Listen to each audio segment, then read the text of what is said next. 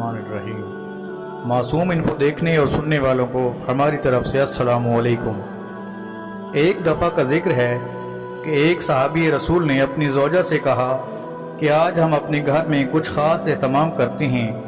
आज हम अपने घर में रसूल खुदा सल्लल्लाहु अलैहि वसल्लम को मदऊ करते हैं। ये सुनकर इसकी ज़ौजा ने कहा, इससे अच्छी और क्या बात होगी कि हमारे घर में रहमतुल आलमीन हज़रत मोहम्मद मुस्तफ़ा सल्लल्लाहु अलैहि वसल्लम तशरीफ़ ले आएँ और मैं आप सल्लल्लाहु अलैहि वसल्लम के लिए खाने का एहतमाम करूं। इस सहाबी ने अपनी एक भेड़ को ज़बह किया। इस वक्त इसका बड़ा बेटा ये सब कुछ देख रहा था।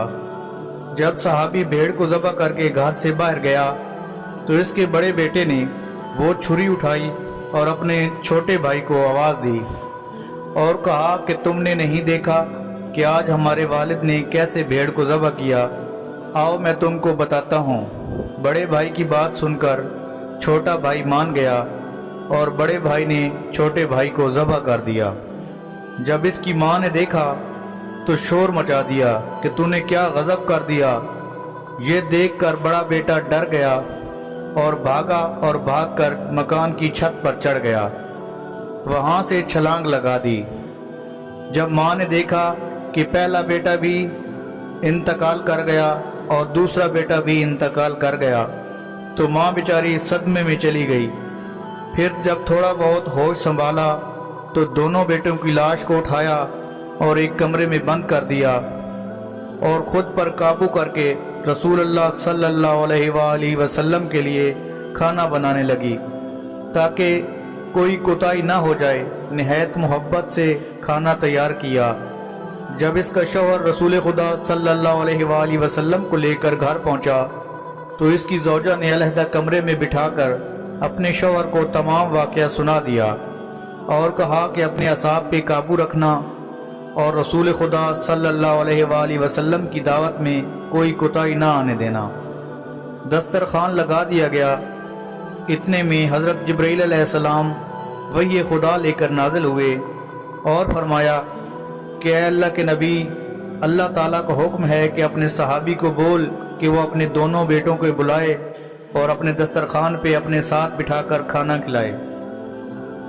वही के बाद हज़रत मोहम्मद मुस्तफ़ा सल्लल्लाहु अलैहि वसल्लम ने सहाबी से मुखातिब होकर फरमाया कि अपने दोनों बेटों को बुलाओ, मैं उनको दस्तरखान पे साथ बिठाकर खाना शुरू करूँगा।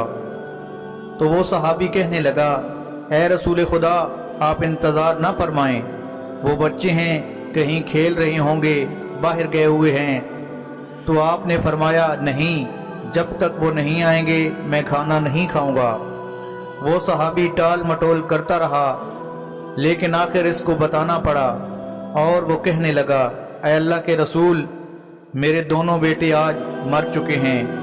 और फिर पूरा वाक़या हजूर अकरम सल्लल्लाहु अलैहि वसल्लम को सुना दिया, जिस पर रसूल खुदा सल्लल्लाहु अलैहि वसल्लम ने हुक्म दिया कि इन दोनों की लाशें मेरे सामने लेकर आओ।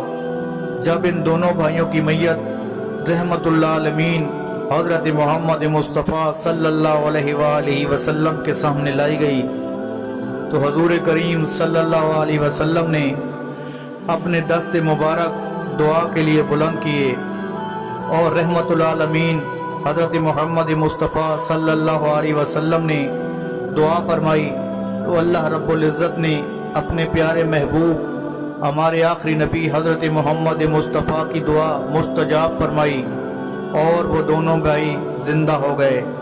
और जैसे ही ज़िंदा हुए तो हजूर पाक सल्लल्लाहु अलैहि वसल्लम ने उन दोनों को अपने साथ बिठाया और दस्तरखान पे बैठ के लंगर और अहले खाना के हक़ में दुआ फरमाई। दुआ है खालिक कायनात, सदका हज़रत मोहम्मद मुस्तफ़ा सल्लल्लाहु अलैहि वसल्लम का हम तमाम मुसलमानों की तमाम मुश्किलात हल फरमाए। अल्लाह हम सब का हामी नासिर हो। खुदा हाफिज़।